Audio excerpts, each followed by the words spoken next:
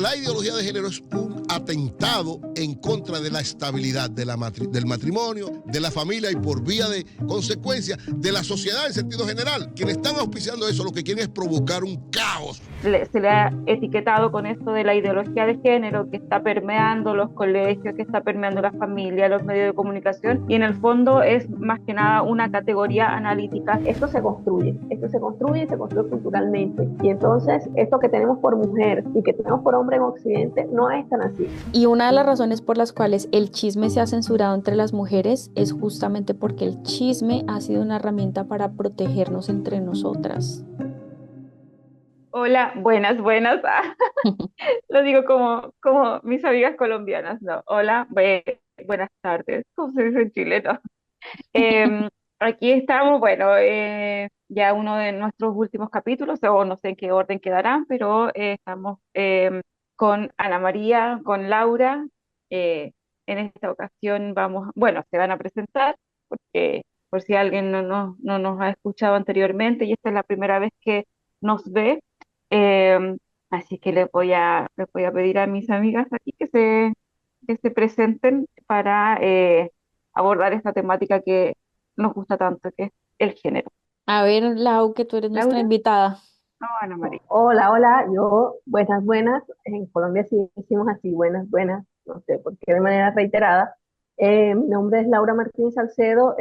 Yo soy trabajadora social, tengo un máster también en antropología y soy docente. Soy docente de la Universidad de Cartagena, que es la universidad pública de mi ciudad, en el Caribe colombiano. Entonces, enseño ciencias sociales, enseño la disciplina del trabajo social y la disciplina de antropología.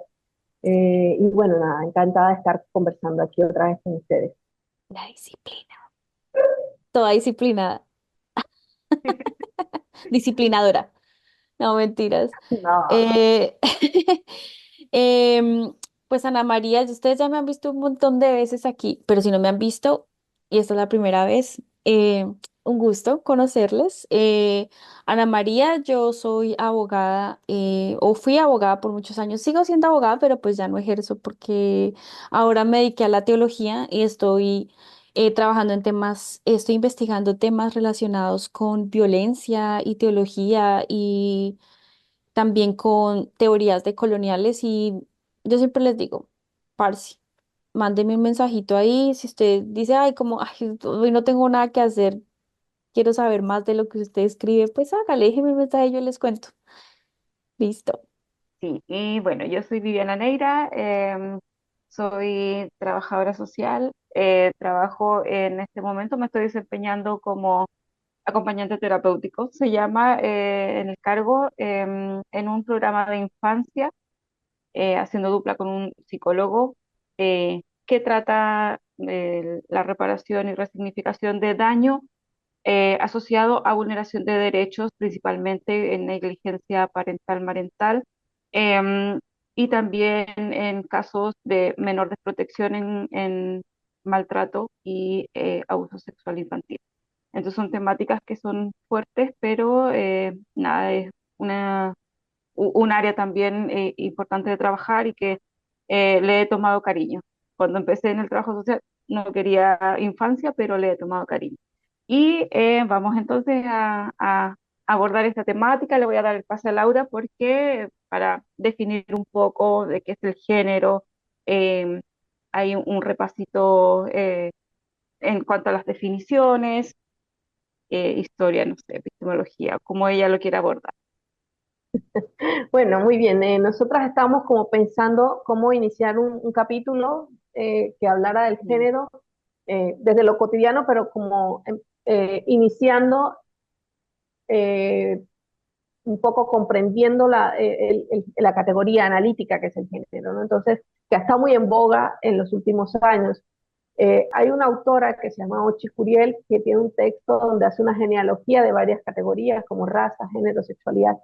Y del género ella nos explica un poco que un sociólogo y sexólogo que se llama John William Mooney, quien utiliza por primera vez este nombre del género. Ya habían estudios previos como el de Margaret Mead, del que hablaremos un momentico más adelante, pero él es el primero en usar esto de el género y establece como esa dicotomía naturaleza-cultura entre lo innato y lo que se aprende, lo que se adquiere, lo biológico y lo social, lo psicológico y lo fisiológico. Entonces ese concepto se fue como desarrollando de esa manera, pero es desde el feminismo ya, o desde los feminismos que aparecen en, en lo público, que el género, que esta categoría cobra importancia precisamente como categoría analítica y que se utiliza de manera teórica, epistemológica y también política, eh, porque ha servido para desnaturalizar, desentrañar aquello que ha significado históricamente el ser mujer. Ese ser mujer que se concibe como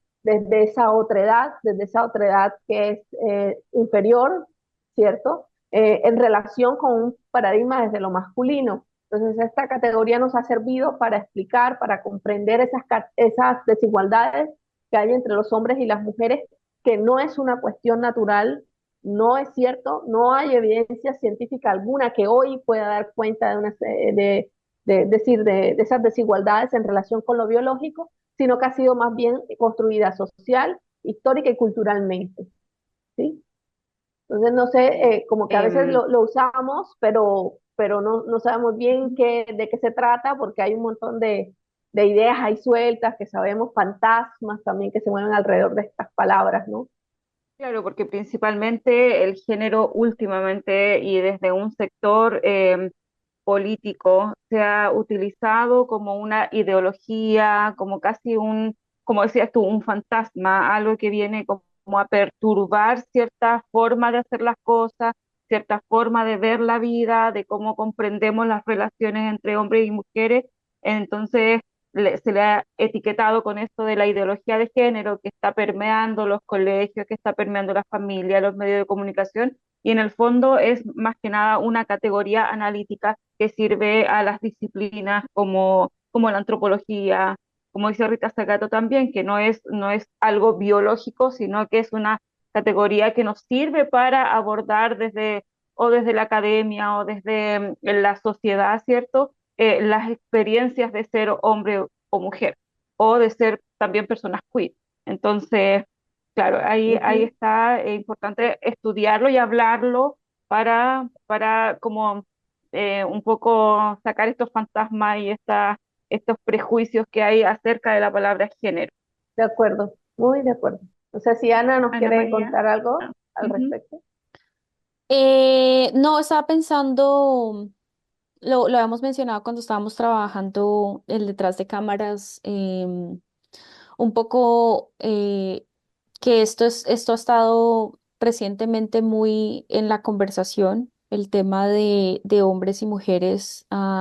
Sobre todo siento que ha habido una respuesta muy fuerte de partes de grupos que apoyan muchísimo la idea tradicional de la familia y el rol de mujer como cuidadora, como madre, ¿no? Que una mujer que no es madre, pues es una mujer que no tiene valía. Justo antes de que grabáramos este episodio, estaba mirando un video. eh, no sé si ustedes han visto, alguna vez se han metido por allá. Yo les aconsejo que no lo hagan, es un poco perturbador. Hay unos grupos de hombres que se llaman a sí mismo incels o, ¿cuál es la otra forma que se llaman? La red pill, ¿Perdona? no sé, incels o esta ideología red pill o que tiene que ver mucho como con que están en una realidad alterna donde las mujeres son como las malas porque no pueden aceptar un poco el rechazo, entonces se van en contra, ¿cierto?, Sí, sí, sí, de las mujeres. sí, pero también estaba pensando particularmente que estos hombres hablan muchísimo de de las labores que tiene que cumplir la mujer. Entonces, por ejemplo, ellos tienen como unos decálogos de comportamiento o de quienes deberían, dicen como, no vayas a salir con estas mujeres, o más bien sal con este tipo de mujeres. Entonces, casi siempre son mujeres muy jóvenes. Para ellos, una mujer que tiene más de 30 años prácticamente es, literalmente lo dicen Desechable. como, sí, que es desechable. Hablan de que ojalá que entre más joven puedan encontrar una relación romántica, es mejor, porque, y ellos lo dicen, porque ustedes así pueden como educarlas para que ellas hagan, no, literalmente, yo no me estoy inventando eso. Sí, Y yo no les aconsejo que vayan por allá si a ustedes no les gustan esas cosas porque es realmente horrible. Está en esta idea de que es bien curioso porque hay unos grupos que dicen como que no vaya a ser una mantenida, tú no tienes por qué andarle pagando por la primera cita, pero luego al mismo tiempo hablan de ellos mismos como proveedores. Lo más mm, curioso de estos grupos es que son hombres muy jóvenes. O sea, o sea, esta idea de que el machismo quedó atrás, de que esto ya no es importante, esto es bien raro porque parece que es todo lo opuesto. Hay como un movimiento Hay estudios, de hay base. estudios al respecto. Hay estudios al respecto sobre sí, una juventud entre los 18, 20 y tantos años, que hombres, donde las mujeres se han repensado un montón esto de ser mujeres, pero ellos no. Ellos han pensado más bien que hay que volver a lo tradicional. Entonces, como contraposición a este movimiento de las mujeres que están pensándose más desde la libertad, desde la autonomía, desde su propia valía. Hay estudios, me parece complejo. Yo sí, cuando lo leí, de hecho es un estudio gringo, si no estoy mal, eh, ujú, que habla sobre cómo hay como unas edades en las que se está haciendo más fuerte ese machismo que venía de los abuelos, que se pensaba superado por más o menos una generación. Esta nueva generación de jóvenes, o sea, no la generación nuestra, como que estos hombres de nuestra generación más factible que hayan repensado la masculinidad, pero que estos chicos que están entre esas edades hay como un florecimiento de esa masculinidad que se había construido de los abuelos. Sí, eso a mí sí, me ha parecido muy interesante porque de nuevo creo que todavía en el discurso general es esta idea de que las mujeres ahora hemos alcanzado tantos derechos que qué es lo más que nosotras estamos pidiendo si ya nos han dado el voto y ya podemos ir a trabajar y ya podemos tener propiedad, ¿no? Como las cosas muy básicas. Como que Sí, ya, como que tenemos estas cosas y ya no deberíamos estar quejándonos de nada, pero yo siento, esto es una intuición personal con base en lo que he visto en mi contexto y lo que he compartido con otras personas. Creo que hay un resurgimiento de unas ideas muy centradas en estos binarios entre hombre y mujer, siendo la mujer algo muy definido y tal vez ahí es donde me gustaría que de pronto habláramos un poco más si quieren, de cómo la mujer, de esta definición de mujer, ¿no? Porque creo que además la atraviesa temas que están relacionados con la raza. ¿Cuál es la pero mujer? también, también es un tema de ser mujer en Occidente, porque, o sea, es Tal cual. una mirada muy occidental, ¿sí? Sí, sí, exacto. Por eso digo como, sobre todo en nuestros contextos. Yo sé que hay contextos de los que no podemos hablar porque, digamos, no, personalmente no los conozco y no podría hablar. No podría hablar de esos contextos, pero sí de Latinoamérica y estas, en Estados Unidos, que es donde yo vivo, definitivamente siento que está existiendo esta tensión y creo que a la base a donde está llegando es estas definiciones que tenemos de qué es ser mujer, cómo se deben mostrar las mujeres, cómo se deben comportar las mujeres, cuál es su rol social y qué diferencias además de eso existe dependiendo de si son mujeres racializadas o no. Entonces, mira, sí, ahorita cuando decías esto, pues venía como a mi cabeza como este estudio que yo había mencionado antes cuando preparábamos esto y que decía que no es un hombre el primero en hablar de género, sino el primero en utilizar la categoría. Porque había una antropóloga que más o menos hacia 1930, creo, más o menos, es Margaret Mead, la Margarita, hace un estudio en Nueva Guinea. Eh, a ella le interesa mucho el tema de las personalidades, porque entonces no se hablaba como de los temas sociales, sino como era muy de la época el tema de psicologizar, ¿no? Entonces se hablaban de las personalidades. Entonces ella hace un estudio en tres comunidades. El libro se llama Sexo y Temperamento en tres sociedades primitivas, creo que. Entonces ella estudia tres lugares distintos o tres comunidades distintas. Uno se llama, el primer pueblo que trabaja se llama Arapesh. Entonces estos Sarapesh, lo que ella descubre es que seas hombre o seas mujer, desarrollan como una personalidad que aquí conocemos como maternal, como del cuidado de los niños, muy femenina en aspectos sexuales, que son muy pacíficas, las personas, hombres o mujeres, que todos son educados y educadas para ser cooperativas, atentas, personas como pendientes a las necesidades del otro independiente del sexo. Entonces, y la sexualidad no es un asunto como muy motivador. Y luego entra a otro pueblo, a otra comunidad que se llama Mundo Humor, y en ellos ambos sexos son muy competitivos, agresivos, son gente con una fuerza en la personalidad y poca ternura maternal que diríamos desde Occidente, ¿no? Como que son unas personas violentas o ingobernables, decía la Margaret Mead, no sé si se puede definir eso, sí, pero así lo categoriza ella, y luego encuentra un tercer grupo que se llama Arapesh, perdón, no, Chambulí, eso es la tercera, y entonces ahí encuentra que esta tercera, más bien, allí hay, entonces es como contrario a lo que nosotros conocemos, lo que es el hombre con lo que es la mujer. Las mujeres deben ser muy fuertes, deben ir de casa, deben ir salir al trabajo, y el hombre debe organizar las fiestas, debe organizar el tema ritual, debe hacer el cuidado, o sea, es como inverso a lo que conocemos en Occidente de lo que debe ser un hombre y una mujer.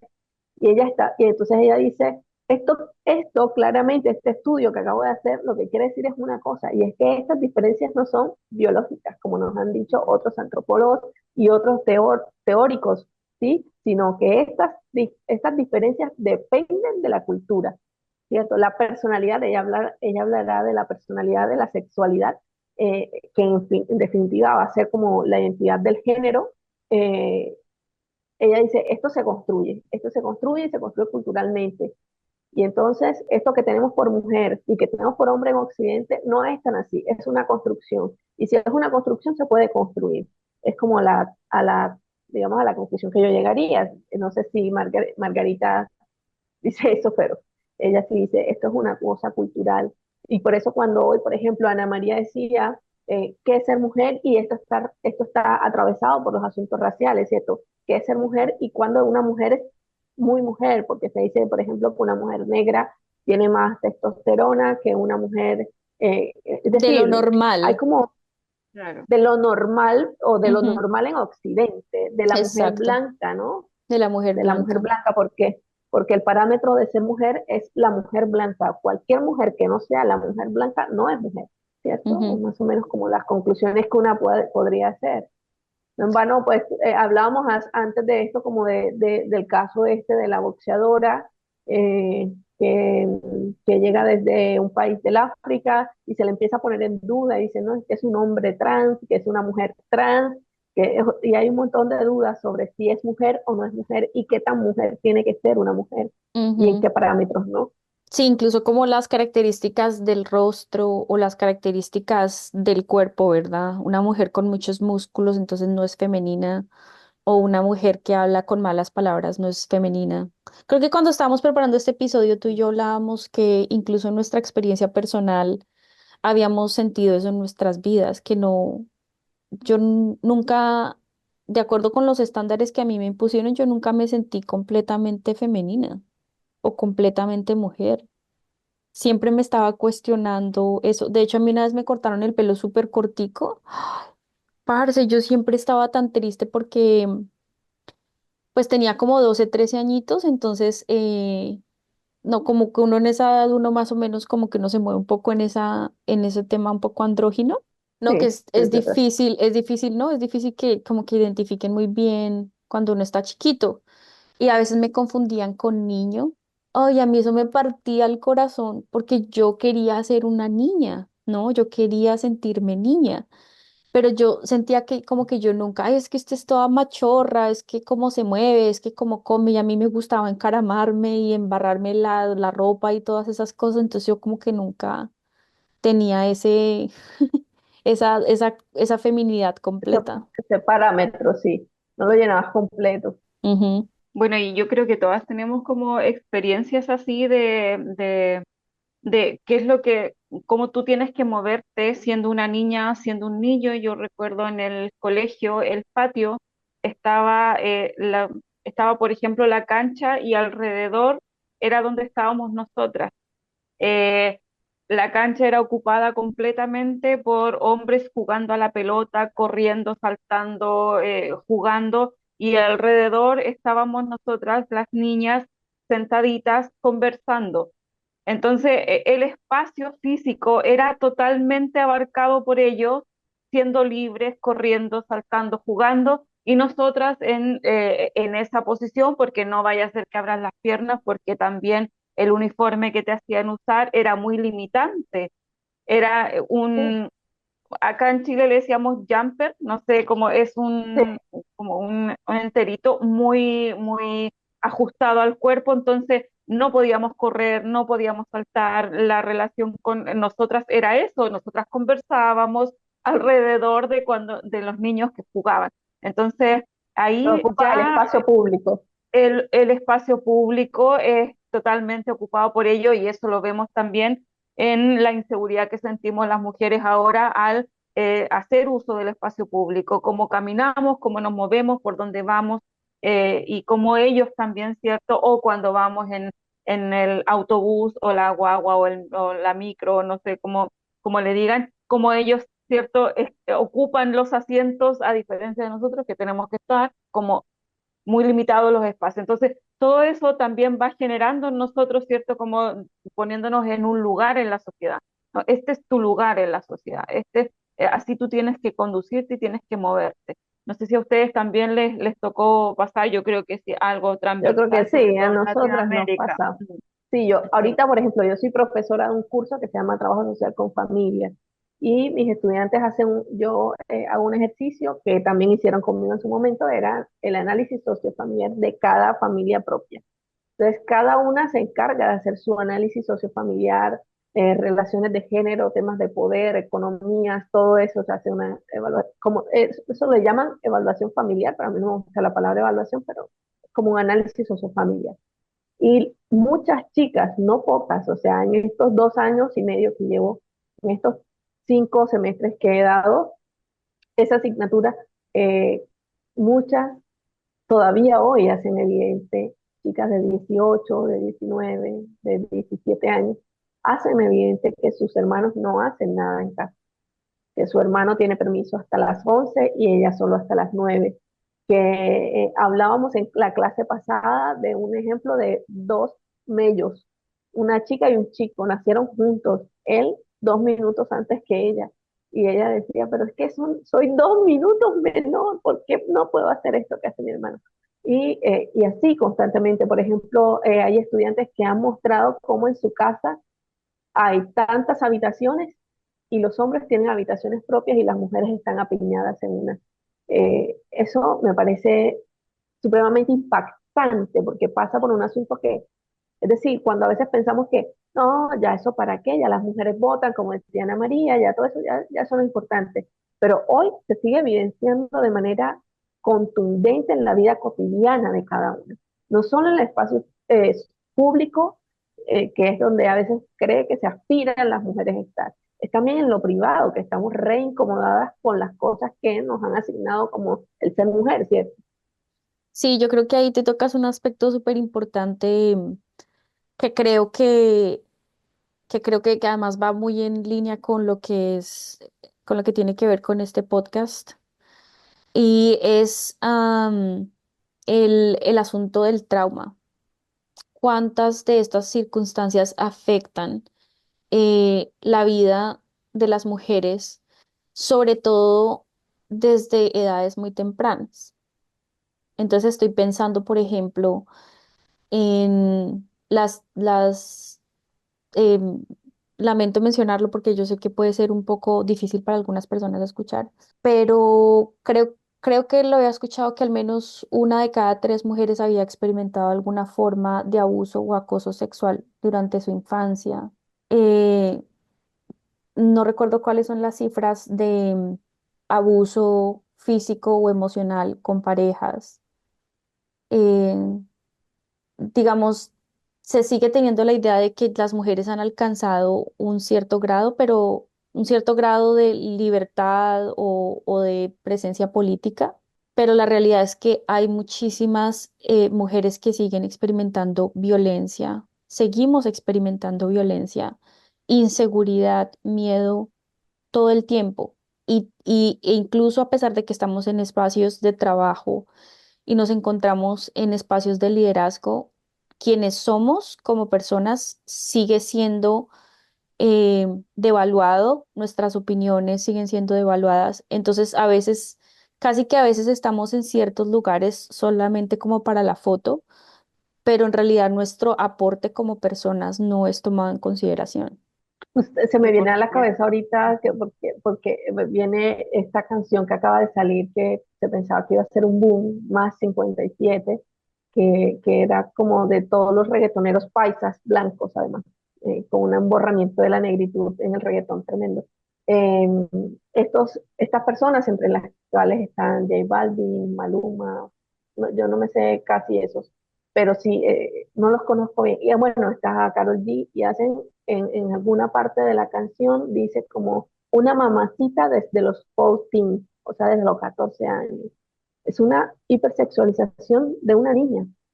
Hombres de 31, de 32 años, 33, diciendo esto en una canción de manera abierta, sin ningún enrojecimiento en las mejillas. Es decir, todavía cuando pensamos que esto ya ha sido una cosa superada, hoy 7, 8 hombres y una mujer te están diciendo que una niña a los 14 años puede ser hipersexualizada y puede ser, sí, hipersexualizada y además de eso, puede ser vulnerada en sus derechos porque ahí lo que está diciendo es que una niña desde los 14 años que entra a la disco y se siente y entonces yo me tomo unos tragos por ti, es completamente asqueroso. Y no quiero decir con esto que estoy peyorizando el reggaetón en lo absoluto. Lo hace el reggaetón y lo hace la cumbia, una de las cumbias que me gusta, que dice tiene 17 años, pero es divina, Ujú. pero es preciosa. Sí, Y el rock y los y el rock mariachis y y todo, sí, sí, sí.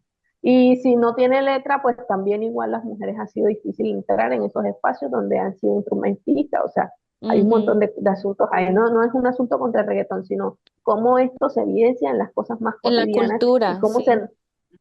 se naturaliza un asunto como este que es la hipersexualización de una niña de 14 años. Por eso no es tan difícil pensar, ¿no?, que nosotros a los 14 años ya habíamos vivido nuestras primeras experiencias de violencia, en casa, Sí, sí, afuera, en el sí. barrio, en la calle.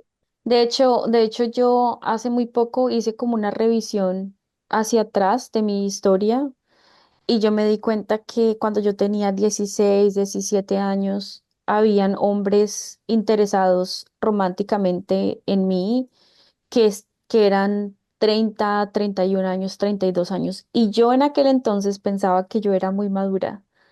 Es que soy una mujer muy madura y ahora yo lo veo desde una perspectiva distinta. Si yo viera a alguno de mis amigos que están en sus treintas decirle algo a una niña que está en sus 16 17 o sea, yo le diría muchas cosas que no voy a decir aquí porque soy una persona decente, pero por supuesto que me enojaría mucho con esa persona porque creo que eso es grooming.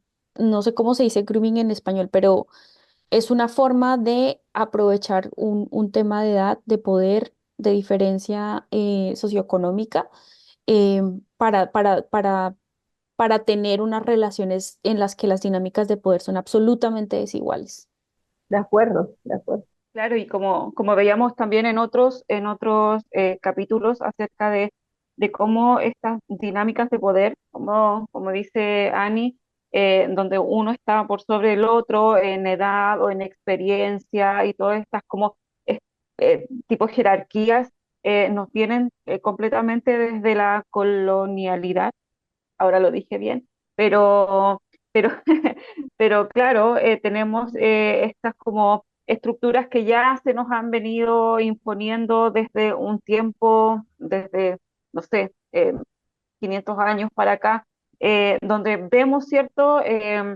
Estas, que también se traducen y este mismo, como vino la colonia con la evangelización, con lo que tenía que ver con lo religioso, cómo se veía a la mujer, ya lo habíamos visto desde cómo ya se nos van poniendo en ciertos sitios, eh, socialmente hablando, y se ve como transmitido, se ve extrapolado a la familia y en los espacios en que nos desenvolvemos. Entonces, em, no sé si ustedes tienen alguna opinión acerca de Yo, aquello. yo antes de terminar quisiera decir como también cómo eh, todos los lugares son como esos lugares de reproducción, pero que ha habido un Mm, espacio en el que nosotras tres nos hemos desenvuelto en algún momento de la vida, que han sido las iglesias. Las iglesias ujú, que hemos conocido han sido reproductoras de la dominación y del odio contra las mujeres. Y que eso es una cosa que se mantiene hasta el día de hoy, ¿sí?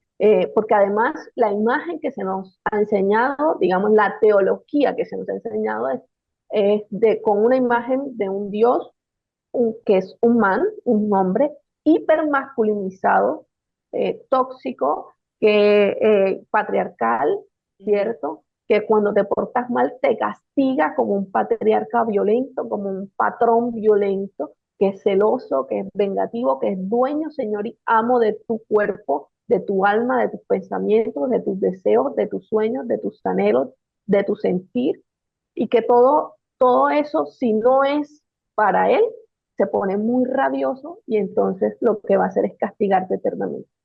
Detrás de la teología cristiana, en su mayoría que conocemos, o sea, la que conocemos nosotras, en su mayoría, hay un Dios tóxico, así, tal cual. El que está, ese que tiene un montón de red flags. Es, es ese que Nosotros, sale en las listas.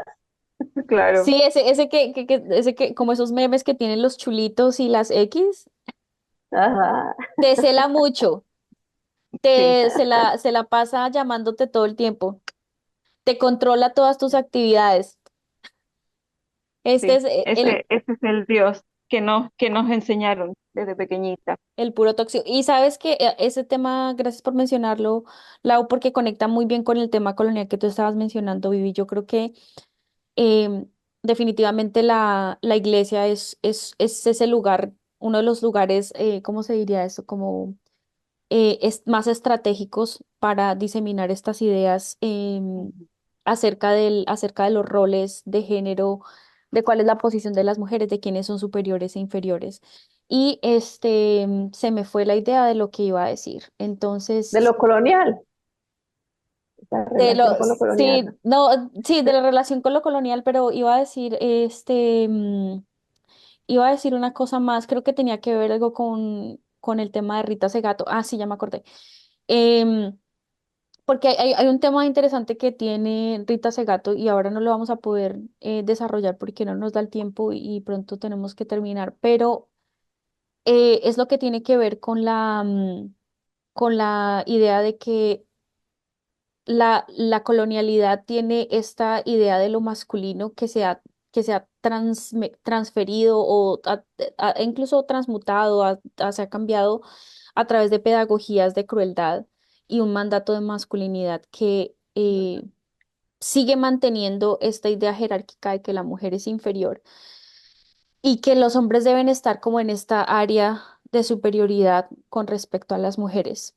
Y creo que en algunos capítulos lo hablábamos, Vivi, que incluso dentro de la iglesia se reproduce también esta idea de que está el pastor que tiene esta posición tan fuerte, que está el padre o el esposo que se supone que es el sacerdote de la casa, como que tenemos todas estas Pero, ideas con mm, respecto a una autoridad que que siempre son los hombres y ojalá pues un hombre blanco y a los de los cuales dependen todos los demás, las mujeres, los niños, eh, los, los servidores, ¿verdad? Y de ahí como que se crea toda esta estructura jerárquica que favorece definitivamente el sistema colonial y el capitalismo.